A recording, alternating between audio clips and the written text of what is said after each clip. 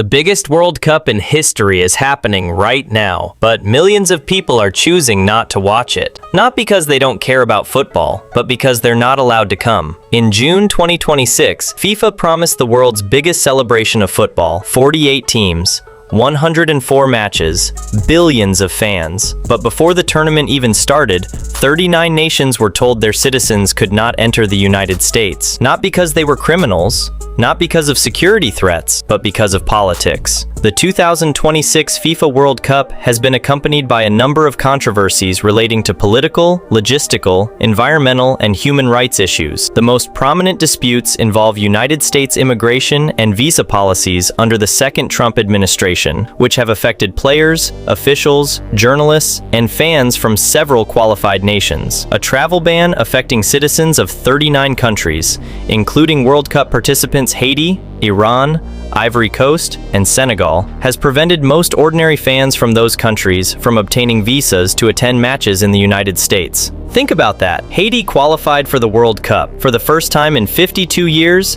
Haiti's football team was coming to the biggest tournament on earth. Millions of Haitian fans wanted to travel, to see their nation, to witness history, but they couldn't. Because Trump's travel ban made it impossible. Many African fans with visas to enter the United States chose to make other arrangements instead. People were saying, "There's something about this atmosphere. I don't want to get to an airport and then have to explain myself for 3 hours, and then somebody says, 'Can I see your phone?'" So they're giving the United States a wide berth and going to Canada or Mexico instead. Imagine that. You finally get your nation to the World Cup after decades of waiting, and you're terrified to travel to watch them play. Not because of the distance, not because of money, but because you're afraid of being interrogated at an airport, afraid of being turned away, afraid of being humiliated. So what did fans do? They didn't come.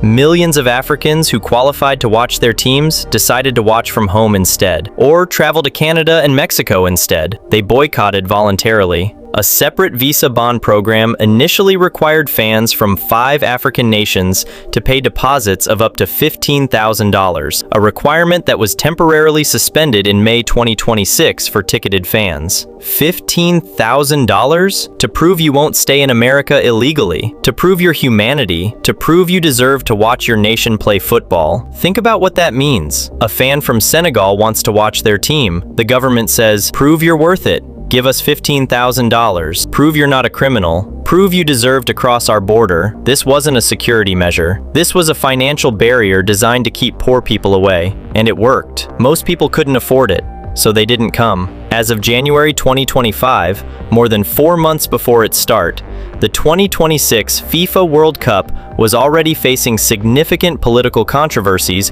related to host city selection, human rights concerns in the US, and complex relationships between the 3 host nations. Amnesty International issued a report in late March that said there was a human rights emergency in the United States, characterized by abusive immigration and border policies, incursions on freedom of speech and assembly, and discrimination against LGBTQ+ people. FIFA promised something. They promised a World Cup with human rights at its center. They promised transparency. They promised inclusion. They promised that football unites the world. But football cannot unite the world if the world cannot enter the stadium. There's something about having your fans in the stadium, rooting for you, shouting their heads off. When fans from your home country are absent, it affects the psychology of the games themselves. Think about what that means for Haitian players, for Ivorian players, for Senegalese players. They qualified for the World Cup, but when they walked onto the field, their stadiums were half empty. Not because their nations didn't care, but because their people couldn't come. Imagine being a player from Haiti. Your country hasn't been to a World Cup in decades. Your nation is celebrating at home, but in the stadium where you're playing, you hear silence. Where there should be your people, there is emptiness, because the American government decided your citizens weren't worth welcoming. The 2026 FIFA World Cup is taking place amidst a human rights crisis, with risks and impacts for fans, players, journalists, workers, and local communities. FIFA promised a tournament where everyone feels safe, included, and free to exercise their rights. It is a promise that has rarely been more needed. and is at high risk of being broken. This is the most expensive World Cup in history. FIFA is making $11 billion. Stadiums are full of international tourists with money to spend, but they're not full of the people who should be there, the people whose nations qualified, the people whose dreams this tournament represents. Instead, this World Cup belongs to people who could afford $15,000 visa bonds, to people whose passports were never on a ban list, to people who were always welcome. The rest of the world chose to watch from home, not because they didn't care, but because they understood the message. They weren't wanted.